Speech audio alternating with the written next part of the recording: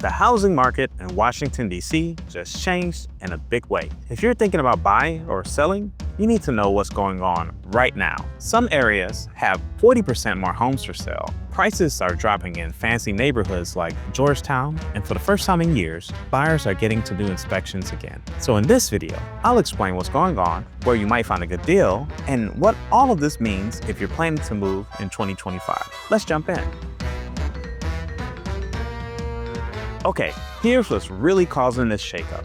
Four big forces are coming together to change the market, and knowing these is key to making smart moves. First, federal workforce cuts. The Department of Government Efficiency has laid off approximately 62,530 federal workers in the first 2 months of 2025, with an estimated 222,000 job cuts announced this year. Bright MLS agents say 43% of sellers list their homes because of these layoffs. That's almost half of all sellers affected by federal job cuts. Plus, 38% of agents notice price dropping because of this. Now, here's the crazy part. Inventory is exploding. Active listings in DC were up 41.6% year over year at the end of May. That's the highest we've seen since 2022. Compared to the last spring, there's over 40% more homes on the market. And while that's creating chances in some spots, wait until you hear about the buyer mindset shift in 2025. It's not what you'd expect, but I'll talk about that soon.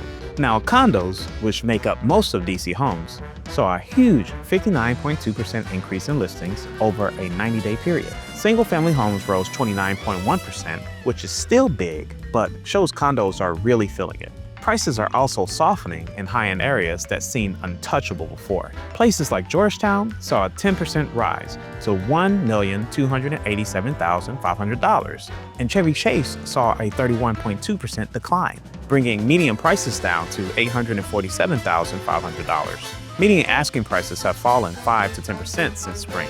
And when Georgetown prices drop, you know the market's changing. But here's some good news for people looking to buy a home. Contingencies and power to negotiate are back. During the pandemic, things like inspection and appraisal contingencies almost disappeared. But now they're coming back. Homes are staying on the market longer, so buyers have more time to think before making a decision. And with homes selling for around 98% of the asking price, there's room to negotiate. That gives buyers way more power than they've had in a long time. The last piece is lifestyle-driven suburban demand. With remote work sticking around, buyers want a balance of city access and great quality of life. Top-rated schools, green spaces, and community feel. This has shifted interest to certain Maryland and Virginia suburbs, some of which are surprisingly strong. Next, I'll show you exactly which areas are feeling these changes, and the numbers might surprise you. But before that, hit subscribe if you want to stay ahead with DC real estate updates. I keep digging into the data and trends so you get the insider info that can make or break your next move. In a market this fast changing, you want to know before everyone else does. Let's dive into where we're seeing the market cool down and adjust to these newer realities. Understanding these areas is crucial whether you're buying or selling because the dynamics are very different from what we've seen over the past few years. Starting with Bethesda, Maryland. We're seeing high-end softening that's pretty significant. The median sales price sits at $1.4 million, which is down 9.7% year over year. On average, homes are selling in 27 days, up slightly from 26 days last year. Inventory has jumped as sellers adjust to slower buyer traffic. For buyers looking at premium properties, Bethesda is showing more flexibility than we've seen in years. But here's what's really interesting. While high-end areas are cooling off, there's one DC neighborhood where prices just jumped 18.6%, and over 750 new units are on the way thanks to major development. Soon, I'll tell you exactly where it is and why early movers should be paying close attention. But moving over to Arlington, Virginia for now, the luxury segment is experiencing similar easing. The median sales price is $770,000, down 4.6% year over year, and homes are taking about 36 days to sell compared to 27 days previously. Inventory of for-sale homes is up sharply, with about 657 active listings in June, a roughly 85% increase month over month, and the median list price of $849,900 represents about a 5.5% decrease month over month as well. This is significant for a market that's been red hot for so long. Silver Spring, Maryland is showing rising listings across the board. The median price was $629,000 in June, up 8.9% year over year. Homes are on the market for an average of 31 days on average, up from 23 days last June. Active listings are up nearly 30% year over year, and we're seeing price cuts on roughly 13% of active condos. The increased inventory is giving buyers more options and time to make thoughtful decisions. Now, let's talk about Fairfax, Virginia, which has more room to negotiate than we've seen in recent memory. Listings exploded to 332 active homes for sale in June, a 138.8% jump month over month, which is massive. The median list price of $789,832 is down 1.1% month over month, and homes are averaging 41 days on the market, which is down 18.9% from 51 days last month. That suggests that properly priced properties are still moving, but there's definitely more negotiating room for buyers. Prince George's County, Maryland is showing stabilized prices, but less urgency from buyers. The median sales price is holding around $452,000, up just 0.5% year over year. And homes are taking about 40 days to sell compared to 30 days last year. And contract cancellations have ticked up, indicating more cautious buyer behavior. Inventory is up about 35% year over year, creating opportunities for buyers who can move quickly on well-priced properties. Wrapping up with Manassas, Virginia, which has experienced flat to upward pricing with the median sales price at $575,000, a 24.2% increase year over year. Month supply is nearing 3.5 months. New listings are up 12% year over year, and homes are averaging 35 days on market compared to 16 days last year. This represents a more normalized market pace that favors neither buyers nor sellers exclusively. But here's where things are getting exciting. While there are areas that are adjusting, there are other areas on parts of the DC market that are absolutely on fire right now. Starting with Falls Church, Virginia. This market is extremely competitive, with homes receiving an average of 3 offers and going under contract in about 29 days.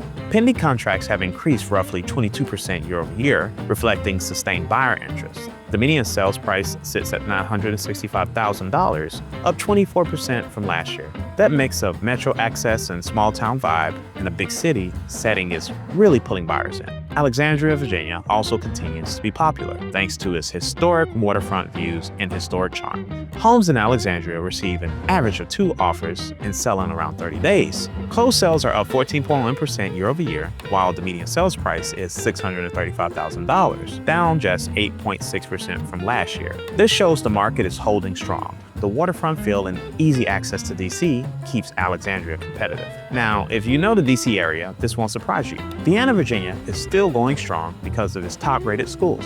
Homes in Vienna receive about 3 offers on average and sell in around 39 days. The median sales price is $1.6 million, up 26.4% year over year. Unlike most places right now, inventory remains extremely tight, fueling that premium. Kensington, Maryland is another area known for top-rated public schools. The median sales price is $505,000, down 45.4% since last year, and homes go under contract in about 20 days, only slightly slower than last year's pace. Rockville, Maryland is seeing a boost because it works well for people with hybrid jobs. Active listings jumped 85.6% month over month, yet prices remain resilient. The median sales price is $615,000, down 10.5% year over year, and homes take around 39 days to sell. Rockville gives people a great mix: office access when they need it and a suburban space for a home office. Ellicott City, Maryland has that mix of an old-school downtown feel and comfy suburban life that a lot of people are looking for. The median sales price remains $700,000, only 3.8% below last year's mark. It's a great option for anyone who wants charm and community at a decent price. And if you're thinking about affordability, Stafford, Virginia should definitely be on your radar. The median sales price in Stafford County is $555,000, up 3.7% year over year, and pending sales are rising. Homes spend about 32 days on the market compared to 24 days last year. This is where you get a lot of value with still strong commuter access. Annapolis, Maryland is another spot people are loving, especially with the waterfront views and MART commuter rail access. The median sales price is $790,000, up 31.7% year over year, and homes sell after 42 days on the market. It's that mix of water, history, and a manageable commute that makes Annapolis stand out. And finally, there's Anacostia and DC Excel. This neighborhood is going through a lot of change with major developments like the Bridge District bringing over 750 units. The median sales price is $485,000, up 18.6% since last year. If you believe in long-term growth and want to live in the city, this is a place to watch. So here's the deal. The way buyers think about home shopping in 2025 has totally changed. And if you're planning to buy or sell, you really need to understand what's different now. Buyers today care a lot more about space and commute balance. They're looking for extra rooms they can use as home offices, but they still want to be close enough to work without dealing with long, stressful commutes. That means people aren't settling for small condos with crazy commute times anymore. They want homes that make sense for both working from home and getting into the office when needed. Another big change is how buyers are acting. They're not rushing like they used to. Since there are more homes on the market now, they're taking their time to really check out each place and use contingencies to their advantage, something they couldn't do much during the pandemic.